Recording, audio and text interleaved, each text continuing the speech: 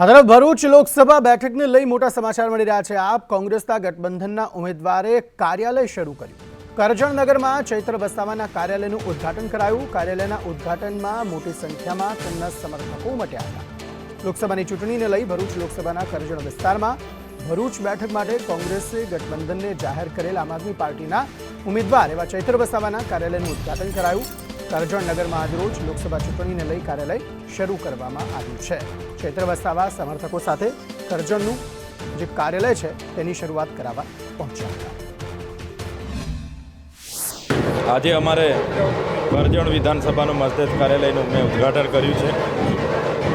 આ કાર્યાલય માત્ર અમારે ચૂંટણી પૂરતું કાર્યાલય નથી, પણ આવનાર દિવસોમાં લોકો સાથે લોકોને જે પણ સમસ્યા હોય, જે પણ યોજનાકીય કામગીરી હોય કે જે પણ કામ ઓફિસ લેવલથી કરવાના છે એ બાબતને લઈને આજે અમે કાર્યાલયનું અહીંયા ઉદ્ઘાટન કર્યું છે।